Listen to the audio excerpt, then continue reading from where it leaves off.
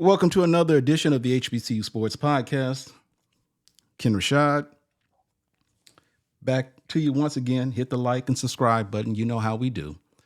My special guest is just that, special. And I don't just say that just for the sake of just being complimentary or courteous. I'm saying she's special because every single thing she does is special in some sort of way. We just ended Black History, but I'm gonna just tell you now, this sister, everything she does is it. She makes history. She is Black girl magic. She is Black history. She is all of that in a bag of chips, if you will. My special guest, let me bring on board, is none other than Gulf Coast Athletic Commissioner Dr. Kiki Baker Barnes.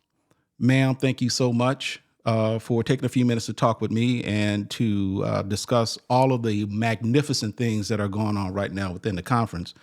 How are you doing? I'm doing great and glad to be here today. So let me go ahead and set this up to those of you who may not be aware of how this all came about and why I decided to bring Dr. Barnes on. I was there sitting on my sofa next to the lovely Mrs. Rashad. We were watching, trying to catch up on the latest editions of Y&R. And yes, we do watch The Young and the Restless. I've been doing this for quite some time. And so I get this text message from Doc, and she says, "Hey, did you get the release of the information that we're going to be sharing tomorrow?" And I was like, "No, let me take a look at it." And I'm panicking, thinking I'd missed out on something because it's not every day that you get a text message from Dr. Barnes. I'm just telling you that now. So when she text messages you, believe me, it's about something unique, and you need to respond accordingly. And so when she shares it with me, and I read it, and I'm thinking, what? See, this sister then took a historically Black athletic conference. And she said, "You know what? We're going to name it the Historically Black Athletic Conference, the HBCUAC, which will is the rebranding efforts from the GCAC to the new HBCUAC effective July 1. Dr. Barnes, take us to the very first step that led to where we are right now with this announcement. Floor is yours." Very first step. First of all, again, thank you. I'm so Sure. excited to be here with the audience. For those who may not know, I spent 16 years as athletic director at Dillon University. And my last 3 years, I was interim commissioner and athletic director. So I would say 2019 is probably the genesis of all of this. We were trying to figure out whether we would still exist or not. We had lost, we were losing members, and we were just trying to determine whether or not the conference could be viable. I thought that I was going to be in this role for a 6-month interim period and that we were going to hire someone else and then I'd just continue in my role as athletic director. But as you know, 2020, COVID, um, and everything kind of shut down. So we wound up putting some things on pause. And so I wound up being in that interim role for 3 years. But the burning question was, who are we and who do we want to be? When I took over June 1 full time, 2022, we had an opportunity now with my full-time attention to fully explore what that would look like for us. We've got full-time direction. The Council of Presidents was fully on board with wanting to see this conference continue to grow and to move forward. And so part of the conversation was, well, we've recruited some schools now, and we're not a conference anymore of just 3 states. We started off with the Gulf Coast was Mississippi, Louisiana, and Alabama. The other thing was we didn't start off as an all HBCU campus Right. conference. So after Hurricane Katrina 2010, when we had the departure of 6 institutions that left the 4 HBCUs at that time, Dillard, Xavier, Suno, and Tougaloo, that's kind of, I would say, when the first formation of us as HBCUs. And while everybody is very familiar with the other 4 HBCU conferences, and they can also associate those member institutions with those conferences, when I would show up in places and say, we're the GCAC, we're the Gulf Coast Athletic Conference, and we're an HBCU conference, what school's in your conference? And that would I mean, every time it's like, and then I would mention my schools, I'm like, oh, I know that school. Right. Oh, I'm aware of them. But as a collective group, nobody saw us as a collective entity. So this question around who we are and where do we want to be, we had to answer that first before we could continue to move forward.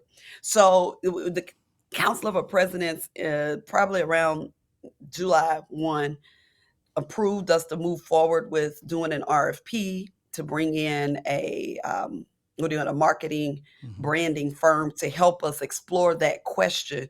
Who do we want to be? What is our identity going to be? And the rest is history. Right. It was fun.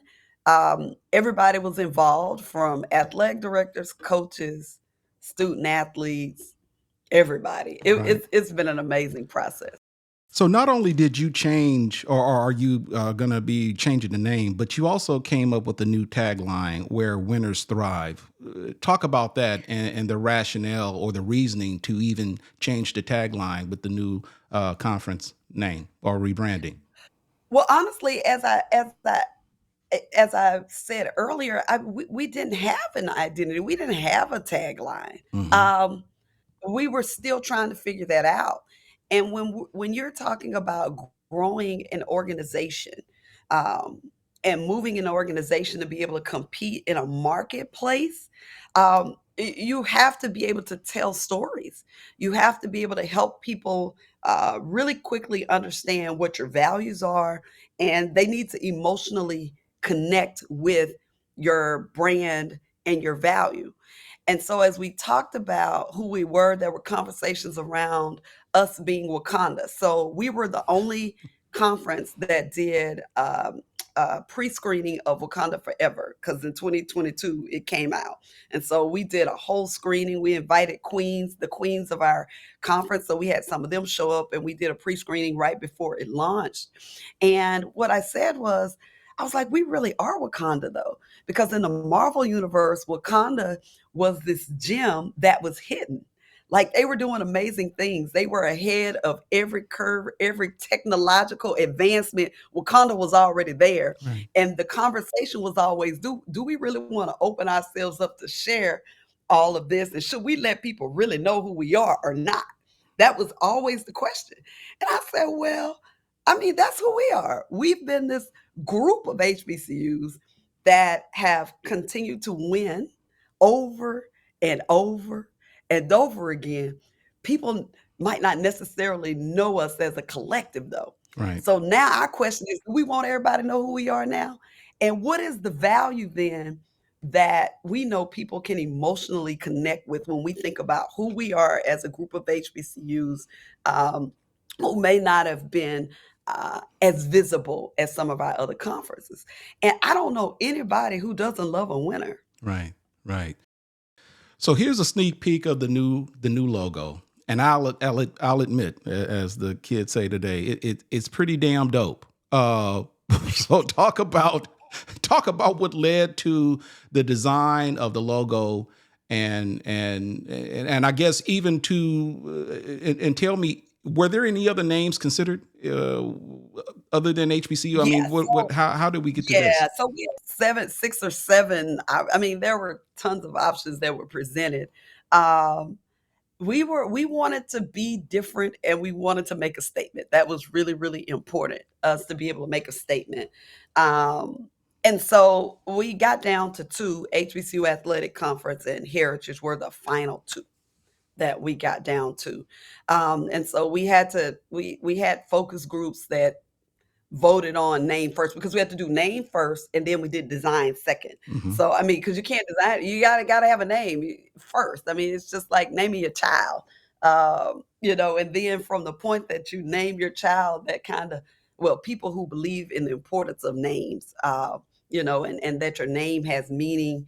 My name is Kiki. Now, my mother told me that my name was Swahili and it meant beauty, and so I have tried all my life to live up to being a beautiful person. But you got to name it first, and Right. then you can figure out what you want it to look like, right? And how Right. you want to dress it up, and how you want your baby to show up in the real world. So the process of going through the naming was a lot of fun, because you could see the athletic director group and the students, like they were always opposite each other. Like there never was any point that I recall. Young and old, huh? Man, it's so funny. Like I was like, man, I was like, really, we really going along these lines. The students said they like HBCU Athletic Conference. Athletic directors, older people are like heritage, Right, tradition. right, And so it was a lot of fun going through that process. But what I always said to our presidents, at least you can always say that you sided with the students, that the right, student voice was paramount in this process. We thought it was edgy. For me personally, I want to own the search engines. Every time you put HBCU and athletic, once we, yeah, there you we'll go. always show up first. Right, I'm just saying, right, as the babies of the bunch who have we're only 43 years old as a conference, when you've had the big boys that have been out all these years, we got to find a way for people to say, "Hey, we're here too." So I will say selfishly, owning the search engine was well, very well, well, important to me, and this was a great way to do it. very, very strategic, very strategic. You know what? I find it very unique, and I'm guessing, that something getting student involvement is something that isn't necessarily unique, and I'm guessing in some capacity, other athletic conferences obviously consult with student athletes and so forth for their input. But the fact that you actually involve the student athletes or the student to get student involvement with suggestions and implementing the branding. I think that there's something very unique with that. What is the process? Who do you get involved in terms of students? How do you go by and selecting who gets to have some sort of say in terms of the rebranding Yeah. process? So we have the NAIA has the Association of Student Athletes, and then every conference has their own council, just like they have a council of athletic directors, and then there's the National Athletic Directors Association. And for every, I would say, position within the athletic structure, there's also a national council that governs it. So we have the National Association of Student Athletes. Every conference has a conference. Association of Student Athletes for the conference. And so we utilize that group, and those students are usually selected by like they're recommended by maybe their AD or their coach. We took the chairpersons of those committees along with the chairpersons of all of our other committees to be a part of the full rebrand committee so that we would have feedback from all groups. Mhm. And so that structure works very well. I don't know any association that doesn't have a structure that allows it, but you have to be intentional about uh, making the time to meet. So they have monthly meetings. Now everybody don't always show up for their monthly meetings, but they do have Right. uh, they do have monthly meetings on the calendar, and someone from our team is assigned to meet with them. And so we were able to utilize those students who were a part of that group, and it was pretty amazing. So that's how we involve the students. And I will say, just personally, for my own career, everything I've done has always involved students. And honestly, the beauty of working with students is they haven't had enough experience to understand what might not work. Right. They can always find a way. And if you want to be cool, then you got to listen to students. Like, we ain't hip no more. Right. I'm a Gen X. Like, my time for making the culture, whatever it was, that's done. So if we wanted to be able to compete in the market, I mean, you got to listen to the people who are actually in the space. And I think it's really important. And I'm just, I do leadership as on the side, and I'm just going to say, um, if you're not truly listening to the people on your team, then you're not effectively leading. Right. And I'm gonna stand on business on that, as they say. I stand on business. The person at the top, me as the CEO and the commissioner, I don't know everything. Right. I would never claim to know everything, but I hire really great people. And if I don't hire them, then they are advisors in some way. They on a committee, so we can go back and forth. And I can tell you, having students, coaches, ADs, presidents from every space of it is how we got to this space, Right. how we got to this point. It wasn't, I know everything, you're going to listen to me and just do it. Now, I get all the credit, of course, but I'm going to take all the blame too when Right. stuff work out. I mean, There you go. it is what it is. There you go. But I can tell you, I don't do anything on my own. Yeah.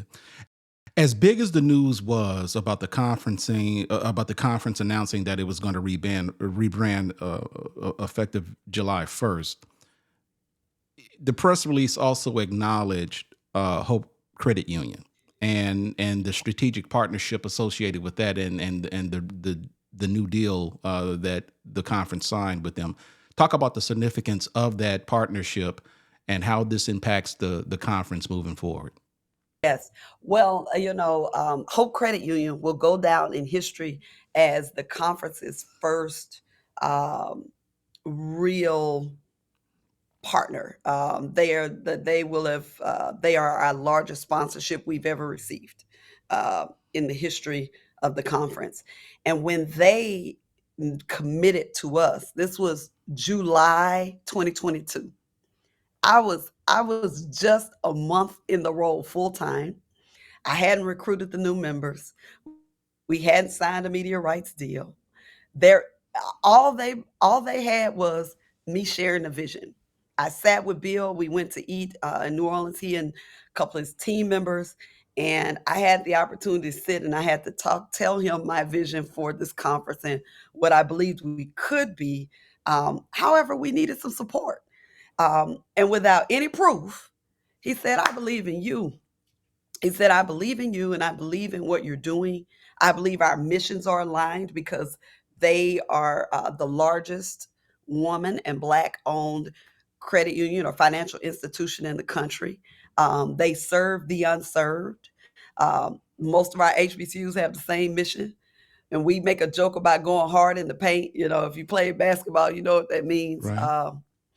And oh, shout out to David too, my good friend, hard in the paint. But we talk about going hard in the paint and just we do the most with the least and we help those who really need it. We're the ones. And he saw that alignment between the mission of HBCUs and the mission of Hope Credit Union. So without any proof, without any receipts, he said, I believe in you and we're going to support you. We're going to do this for 2 years. We're going to try it out. Again, you don't want to get in a Right. long-term relationship Right. and it don't work out, Right. right? I don't Right. want to invest all this money and then, oh. Right. So he said, I'll give you 2 years. And if this goes well, we'll talk about maybe an extension. Right. Well, it's gone so well that we had that conversation and we extended that partnership for another 3 years. Right. uh, because they have been so pleased with the growth. We're going to be at 13 members starting July 1. That's the largest this conference has ever been in its history. So, the media rights deal with HBCU Plus, I mean, just, Took it to a new I level. just, huh? Took it to a new level. Took it to a new level. Right. Took it So to a new level. so So, you were, and I'm sorry not to cut you off, but that you were also pretty intentional about indicating or expressing that the conference is open to other strategic partnerships as well. And for those prospective corporations, partners, and so forth who may not know a whole lot about the GCAC, soon to become the HBCUAC, what is it that they should know about your conference and the direction it's heading in that should encourage them to want to partner with you in the conference? they should know we are the place where winners thrive. And if they identify as a winner, then we are the strategic partner for them. Wow. Mic drop. I do before we go. I do want to just slightly pivot just a little bit, given where we are right now with the news associated with name, image, and likeness, NIL, and so forth. And while obviously the GCAC, soon to be the HBCUAC, is an NAIA conference or NAIA conference, for those of us who may not know, because obviously everything that we get mainstream wise is always associated with the NCAA and its member institutions and so forth. Talk a little bit, if you would, about NIL and how the NAIA and even this particular conference handles it, and what may or may not necessarily make it different or unique compared to what the NCAA and its member institutions are going through. Yeah. One of the things I'd like to share with about the NAIA is the NAIA has always been on the forefront. We've always been the association that was moving ahead of the curve. We were the first to allow integration in sports. So all of the schools that participate in the NCAA were former NAIA members. I think Tennessee State was probably one of the I would say history makers. I'm trying to remember coach, but they've won a couple of championships. If you go back and look at our records, you'll see that African Americans weren't allowed to participate in other associations. So the NAIA was the first to do that. The second thing is the NAIA was also the first to pass name, image, and likeness legislation. We did that, I think, 2019, so right before COVID, where we said students should be able to make money off their name, image, and likeness. Like, and we're going to get ahead of this. We're going to pass this, and so we were out ahead of the curve before the NCAA decided. More reserved for the student athletes who have larger followings. The NAIA is mostly small private colleges. We're about 240 something schools I think we have in the country. And so, I would say that the NIL hasn't had the impact in the way that people talk about it. What they're usually talking about is your Angel Reese's and your Caitlin Clarks. Mhm. They're not talking about what's happening. We were able to do a NIL relationship with our media rights partner, HBCU Plus, and Athlete last year. Mhm. And we really had a hard time getting kids to get a line. Like, they weren't rushing to get a deal. I would say that the NAIA may be the place where their amateurism still exists, where people still are playing for the love of the game and not for the deal that they're going to get. But the opportunities are certainly available if a student athlete decides that they want to pursue that. But again, I will say that when you look at the student athletes and the students just in general that are being produced out of our conference members, I would say they're winning at life. That's why I say we're the place where winners thrive. Our video, I wanted to share this. The video that we used for the rebrand was one of the student interns from one of our member schools. Mhm. That video is sick, man. Like, that student did that, and it's not even his major. Wow. Jason's major is like mathematics or science or something. Wow. Like, Wow. I mean, he does this for fun. Wow. He's from Oakwood University. If you follow their content on their um, Instagram, like, he does all their content. He does it for fun. Wow. But I will say that the students that are coming in our schools are really looking like they're trying to do other things. And I'm not saying that the NIL exists. There's opportunities if they want them. I'm just saying we haven't seen just this mad rush for trying to get my deal. Right. It just Right. seems to be more at that higher level where there's, I would say, more money at play. Right, right. See, and you just said it. It could because you saying that makes me immediately think. And for those of you who are not aware of these member institutions, do the research, and you will see that some of these schools are, without question, some of the most iconic academic institutions within the HBCU space. So, I guess, and to be honest with you, it kind of isn't surprising for me to hear you say that they weren't necessarily rushing to go out and get NIL deals because they have a much larger long term strategic plan in play, and Oh they've yeah. got their eyes on the prize. Uh, Oh yeah. yeah, without question. She is the commissioner of the Gulf Coast Athletic Conference, soon to be the HBCU Athletic Conference, Dr. Kiki Baker Barnes. Ma'am, thank you so much for taking a few minutes to talk with us today. Good luck to you going forward and everything that you do. And we'll talk to you next time. The next time you decide you want to make splashing news and grab all the headlines and get Oh, the there's SEO there's placements. more, kid. I'm telling you now. What'd you say? Y'all can get ready. Get ready, Oh, huh? there's more. Okay, okay. Get See, ready. so yeah, we'll be having this conversation again real soon in the near future.